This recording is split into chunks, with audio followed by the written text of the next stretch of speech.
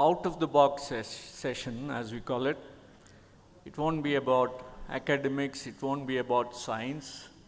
It's about life, it's about professionalism, it's about work-life balance, it's about how you're leading your life.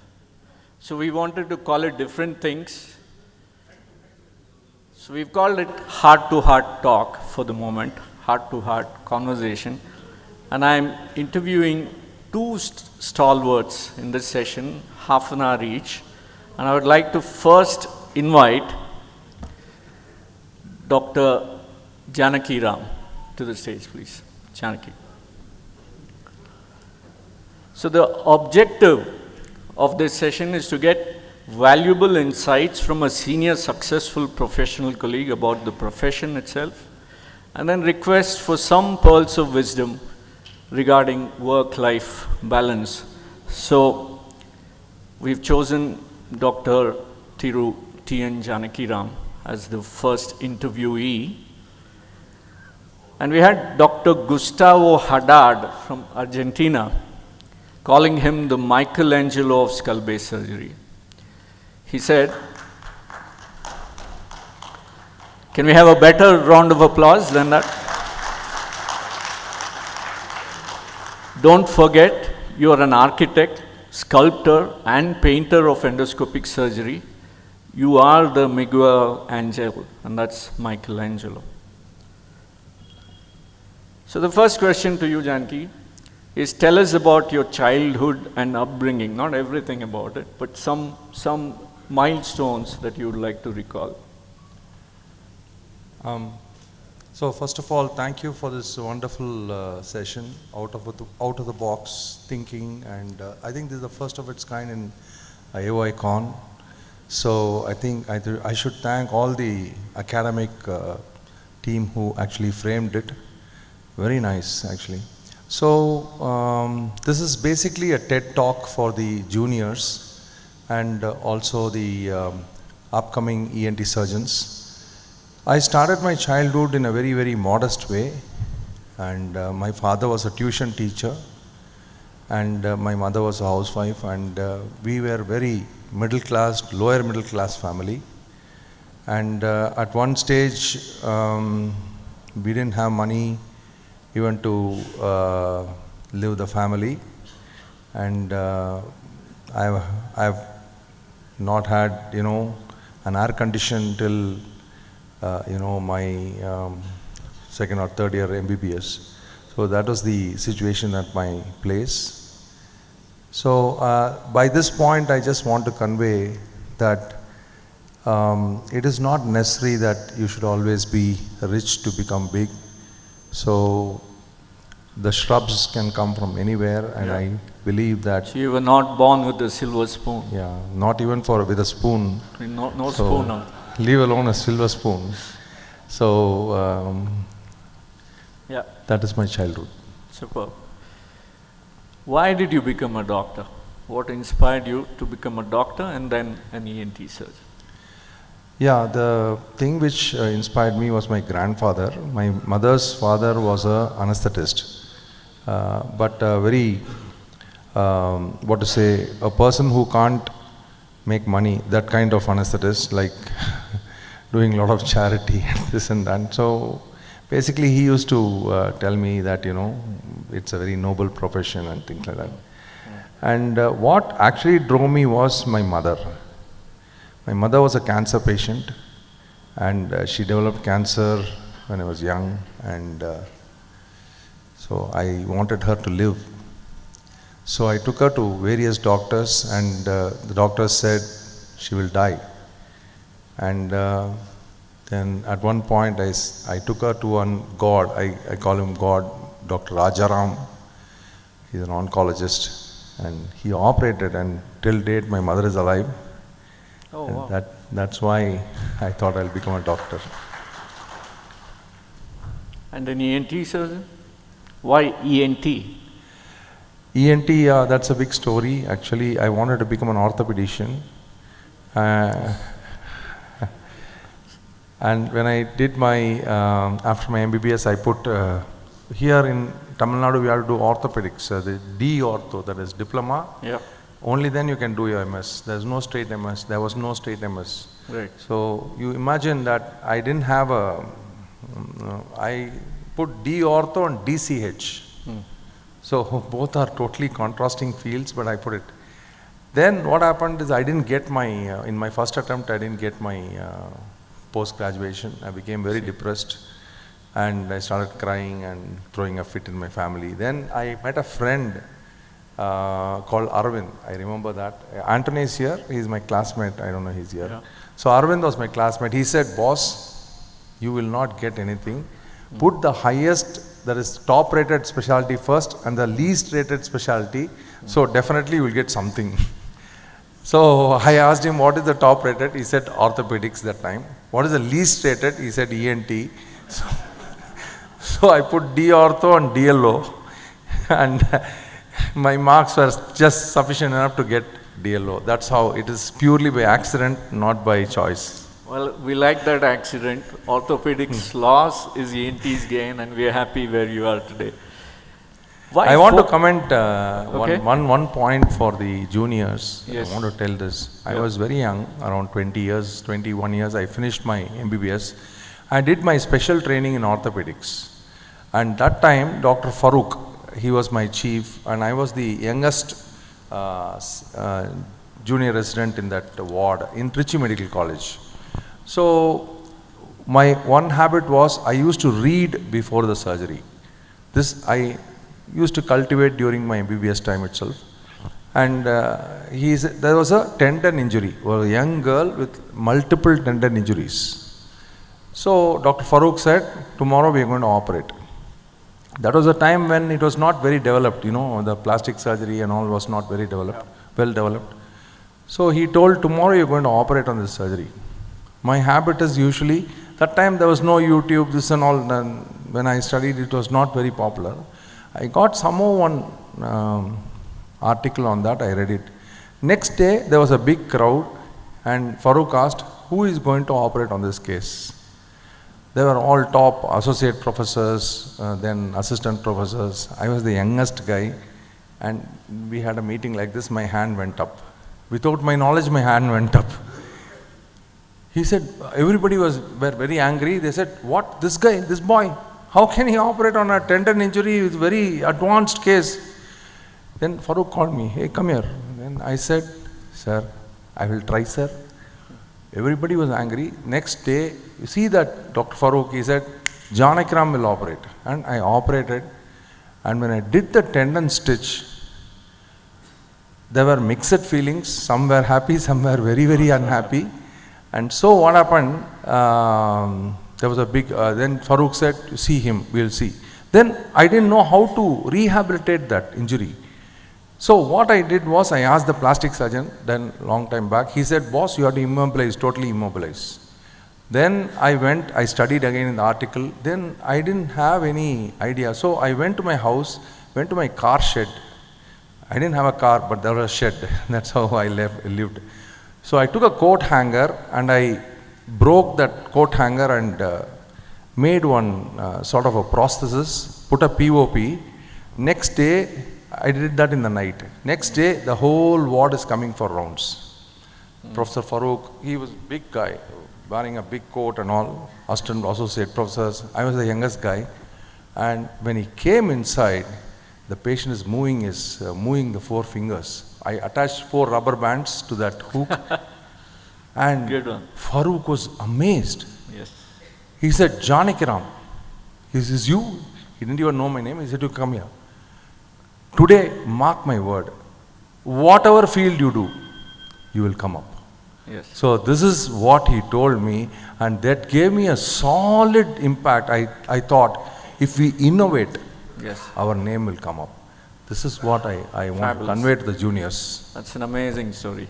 So, Janaki, taking that further, okay, by accident, you got into focus. Why skull-based surgery? Is it important to focus? Yeah. Or can we be jack of all trades or even masters of many trades? Yeah. Some very, people very are good in question. India. Yeah. Actually, The most important quality of a surgeon, I always say, is to introspect yourself, self-introspect. I did that when I was a PG. Dr. Janakiram sir knows. I know exactly where I'm making my mistake. So the first mistake in FES was frontal sinus. So I went abroad.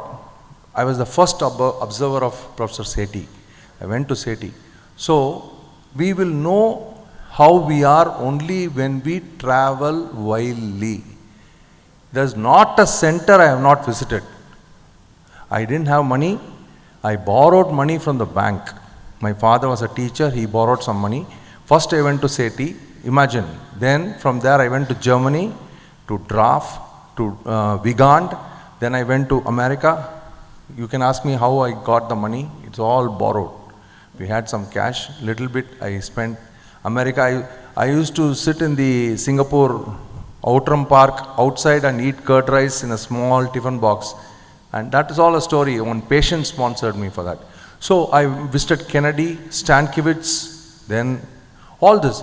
So I visited and I found one thing in common in everybody, and that is originality. They were all original. If Vigand means he has Vigand's technique. If you have Draft's technique. Sethi means that is Bulla Op technique. PJ Ormal means the frontal sinus building block technique. So I understood, if we have to make our name in the world, we have to be original. This is the first point I learned. Second point is, I went to a conference, there were 4 panelists sitting, and all were rhinologists. One doctor got up and said, doctor, he is the same country, very jealous person of that doctor. He said, doctor, I saw your ear case. It was very good. Immediately I saw this, his face turned red, totally red. Because nobody likes to be told as a GP in ENT. They call us GP in ENT. So I was very clear. Even though I was doing more work in ear, tonsil and all, I was very clear that even the first conference, I should not show my ear or only rhinology. I was shouting frontal sinus for really around 6 years, initial period of my career, only frontal sinus. Janakiram Menon advised me. He said, Janaki, shout only frontal sinus. Then I started shouting only JNA. So this is only the one which took me up. Now I am showing master, but jack of all trades, master of one I cannot say, because I know Dr. Satish Jain. Satish Jain does everything and he is good in everything. So you can be that. But if you want to become popular abroad, they don't want a GP. They want a focused person. You can be good, but abroad they will relate you. JNA means, today Scott Brown, Scott Brown, we wrote a chapter together, and they said JNA, PJ Ormal phones up, asks Janakiram to write. So there should be a correlation between, for example, Bal Technique. I was telling Dr. Dubey also, Bal Technique means they should identify that with Dr. Dubey. This is, I think the world wants that. The world wants your thumbprint, not a copy. The world doesn't, I told my son, don't copy me. I am already born in this mother earth. You form your own path. Correct. Or else you will never come up. Yeah. So that was brilliant. So I think the message there is very clear for the juniors. Focus. Seriously focus. Only then you can excel. You may be doing a general practice for your living, but I think if you want to have global one point I want to tell you is, when you start, don't focus. When you start your career, you explore everything, because you should know which you are interested in. So learn the art of ENT, and then you start focusing in shouting, that is blowing the trumpet we call. Blow your trumpet in one field, in one particular aspect of a field. Perfect. You will become big. This is the simplest way to hit the world. Okay. You mentioned a number of role models, but if you have to pick one, who would that be? My role model is my mother. Awesome.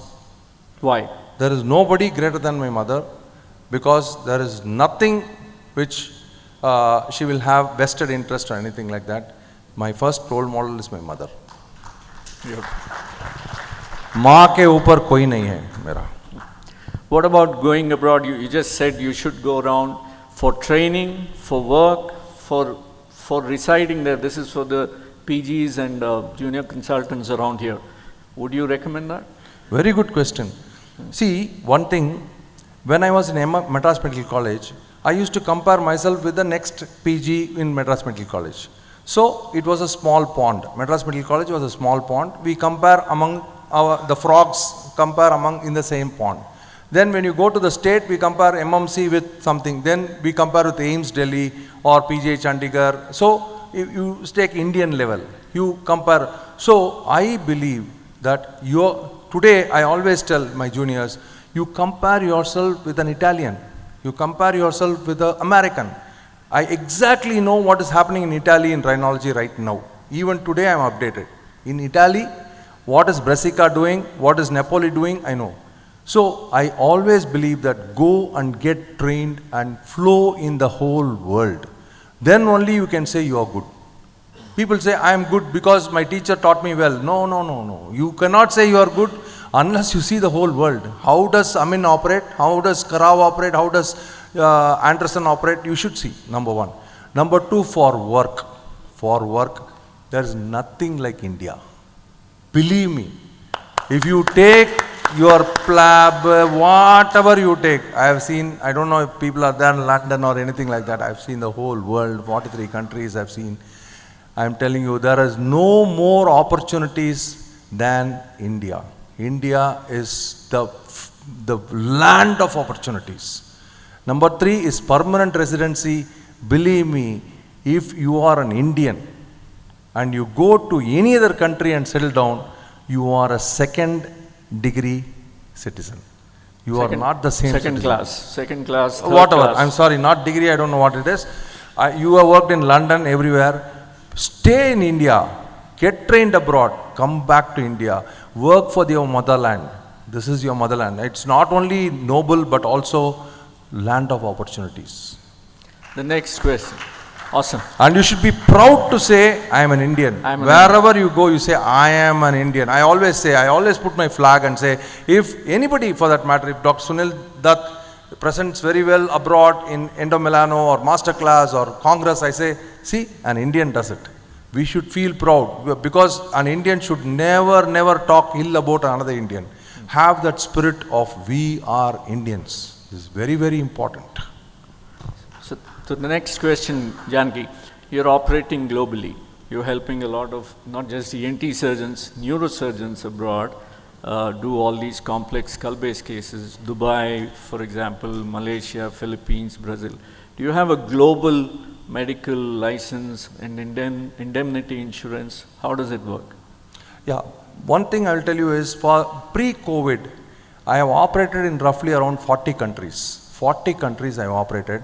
And all of them I operated in front of neurosurgeons. That is why I was not known to many ENT surgeons. 20 years of my life went off training neurosurgeons. Now I understand why did I do that. It's a waste of time. I could have trained ENT surgeons. So I was in Vietnam. I was in charge of Asia Pacific. They used to get the license for me. So I was with Karl Storz. I headed Karl Storz Asia Pacific division. And then I was in charge of Africa, I was in charge of Middle East, and slowly they also told me you take up Australia, and because I increased their sales by 126%. I know exactly the figures because I was acting like a medical representative. But I was operating. If I fail, their product fails. They will give a type 3 craniopharyngioma going into the ventricle and say you have to operate this case. And I will be walking on an electric wire, operating in front of 500 neurosurgeons. I remember one very, very important conference. I went to Pakistan. Now I am going next month to Pakistan.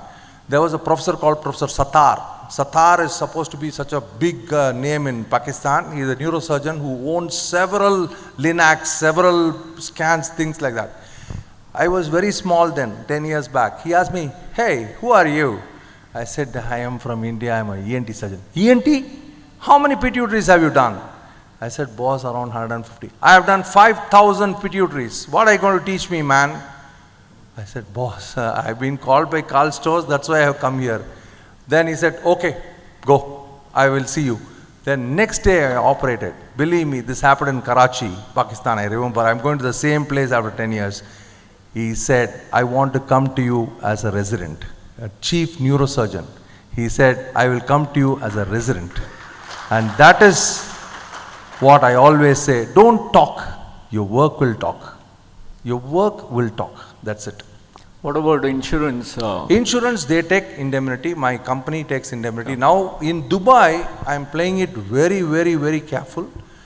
See, one thing I want to tell you, my dear friends, is that you might think that taking risk is dangerous. Believe me, it's called risk-reward ratio. If you do a DCR in Dubai, your name might not come up because everybody is doing a DCR. If you do a mastectomy in any place, you might not become big. But if you do something which will jerk the whole thing. Now I got a call from the embassy of UAE and the king called me because I did 3 or 4 cases which nobody in that region has done. So, but there is risk. You might go to jail, you might have your hand cut, that's all different. But it is the risk-reward ratio you have. So unless you take risk, you will not get reward. And indemnity, you have to see that you take, I am having indemnity for 10 crore rupees. 10 crore rupees I have taken indemnity. Of course, and another thing is, if you are working on such fields, you have to take big risk indemnity insurance. Very important. I'll do it very quickly now. How do you handle an angry patient, an angry mob? Okay, shall I start? Yeah, go ahead. So, initially I was very attached to the patient. I used to get vexed when the patient dies. Now I have a detached attachment. I consider every patient as a litigant. The patient comes in, if he says you are a great doctor, it doesn't go into my mind at all. If he says you are a waste, it doesn't go into the mind. So have a detached attachment with your patient. Never go and mingle with your patient. But at the same time, try to make them sort of look like a family. But think of this guy as a potential litigant. Number 2, if he becomes angry, the most important thing is your papers should be perfect. Documentation. So your documentation, your consent form, you should see our consent forms. Unbelievable consent forms we have. We have video consents. I mean, Kasam asked me, do you take video consent? Yes. For every patient, we have huge hard disk now, collection. Another important thing is, the second question, angry mob. We had an angry mob in Royal Pearl. Even recently, we had an angry mob. Satya knows. The patient actually was no fault of mine. Patient had an anaphylactic shock and died. They carried dharnas. Fully they were down, Janakiram, down, nothing. You should have a good lawyer. So you should have a very good lawyer. Just phone, my lawyer said, do this, that's it. So it was settled down. If your papers are correct, nobody can touch you. If your consent is good, nobody can touch you. Death on table, yes, we have had. The problem in death on table is when the patient is from abroad. So we in Trichy get lot of patients from all over the world, from Philippines, Bangladesh. I remember one patient, I did a craniopharyngioma. He had a private jet. He came from Bangladesh to operate. I operated, patient died. Next day, patient died.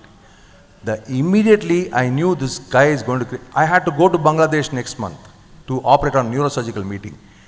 In my place, I employed lot of thugs. Fully that what they call gundas or what they call bouncers. Bouncers. Complete, the whole hospital was full of bouncers, but dressed in OT dress. And I informed the local police.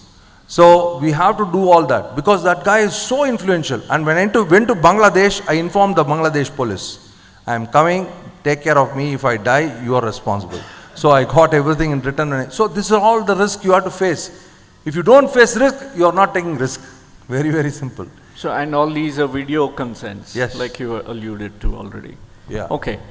Describe a typical TN Janakiram day in Trichy. I don't want abroad. Okay, morning, get up at around now or before? Now this is not Janakiram at all. Okay. Now I get up at around 7 o'clock, 7:30, and then 9 o'clock I start my surgeries, and 12 o'clock I finish my surgeries. I go home, 1 o'clock I start my OPD, 3:30, my day over. Day's ENT is over. You cannot contact me on phone after 3:30. I play shuttle, and then I have my gym, and then I have my family. I play with my kids, my grandson, my daughter, and I sleep at 10 o'clock. This is my day now. But when I started my career, I used to get up at 2:30 to 3 o'clock. So we used to operate on 40 cases. Now it's different, totally different. And I was running behind name. I was running behind name, not behind money. Even now I don't run behind money. I never ran behind money. I wanted when I went to, so you have your own priorities. He had his priorities, I had my priorities. That's it. So, very quickly, social media behavior. Social media is a two-edged weapon. It can take you big, it can actually crash land you. But without social media, today you cannot survive. You have to, my business now, I should not say it's business now, I'm an entrepreneur. I have run 4 hospitals, I'm expanding more next few years. My business, 30% of my business runs through social media. So you can't be without social media. Your academic work, you've published extensively publications, chapters. Yeah. So this is one thing which I was always thinking about. If you want to become big worldwide, in India you can become big just by doing good work. But if you want to be having a flair, the top 10 billboards, you have to be that, then you have to publish. And you have to write books. And these books should not be in some local publications. I always say, don't go. JP came to me several times. I said, sorry boss, we go, not for Janakiram. So you publish it in something where it will cross the 3 oceans. I always say your book should cross the 3 oceans. And these books are read. If you go to Russia, I know, I have been to Portugal, everywhere in the world, South America, Chicago, I have gone to Iowa. They read JNA book. They read the pituitary book. This is one of the bestseller, the cadaver dissection book in China. It's been translated in 14 languages. So this should be your aim as a young. So if you want to become big in our country, don't think about your number 11 gully. People say, "Are Trichy, why did you start practice in Trichy?" I said at the age of 27, what is wrong in Trichy? When I look up, it is Arctic. If I look down, Antarctic. This side is America, this side is China. What is wrong in Trichy? This is the center. I am standing in the center. Everybody has to come to me. This I told at 27 years. I didn't think about metro city or this or that. It is nothing. The place doesn't matter. Your work has to speak. That's it. So Janaki has a chapter in the 9th edition. It's coming of Scott Brown on JNA. And that is co-authored by none other than our sweet Dr. Professor Sunil Narayan. That I asked us, see, when I write in some books like this, we should have the best people writing it. So I asked his help because he is the fantastic, writer, skills and things like that. So he gave me a lot of inputs and the chapter is being published. Okay. So thank you, sir. The interviewee is you, not me. So the next question is about you as a person. In our opinion, ENT in India, you're flamboyance personified. You walk the talk, you talk the walk, you have a global fan following. There's a Janaki calendar. Are you all aware of that? He had given me a copy of that 10 years ago, right, Janaki? Pune AOICon, I think. Yeah. And he sings and he's acted in films, and you can see that for yourself. How do you do this? See, many people call me showman. They say I'm a showman. There's a lot of difference being a showman and being a human being. I am a human being. I live my life the way I want, not the way others want. So I live the day. I always say I am born today morning, I die today night. Tomorrow is a new day. So if I feel I have to sing, somebody told me, why are you dressing up like this? Initially, why are you dressing up like this? Why are you dancing with a heroine? Why are you, walking like this? I just don't care because I like it. That's it. If I like it, I don't care whether you like it or not. I don't live for others. I live for myself. And if you live for myself for the fullest day, if I die today, no, I will not regret that I have not done something which I didn't like. This is what I am. I am very, inside me, I am very humble. I respect my teachers. People who are my teachers know that I always give respect to elders. People have a false opinion that I have a lot of head weight. I am not like that.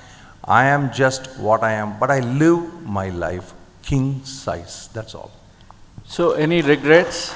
Would you have done better as a singer? I have only or one regret. I have only one regret in my life. And that is, maybe I didn't spend a lot of time with my family, my son. I understand that. Because if you really become fanatic about certain things, you might have to, as you said, the work-life balance. There was a little down, and you know, I am sorry, my dear, that I didn't spend much time with you. But that is how, you know, you become so fanatic about, you know, becoming big in ENT that I missed a lot of my time with my family. That is the regret I have. One last take-home message, one single take-home message for juniors here. Take-home message for juniors, I just want to say that if I operate, if Dr. Dubey operates, if Dr. Sunil operates, don't try to ape them. Don't say, I want to do it like P.J. Verma. I have seen several, even examiners asking, did you do the P.J. Verma technique? I hate these questions. If he has got 1.5 kgs of brain, I have also got 1.5 kgs of brain. So why do I have to ape somebody?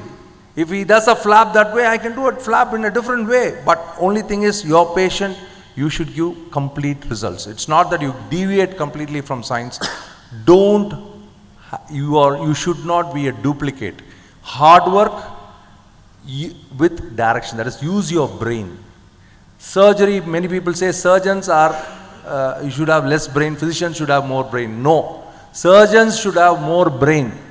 You operate through your brain, not through your hands. Hands are implementation tools. The brain gives you the command.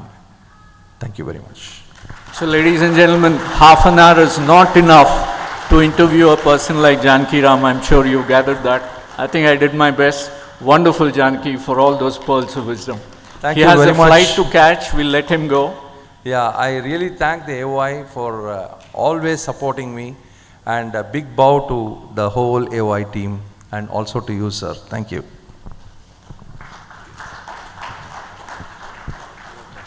Just when I talk like this, I am just thinking, in my 11th standard or something like that, I didn't have money even to come into such a hall. And today, I'm standing next to a giant and, you know, with a suit. That is enough. God has given me something. That's it.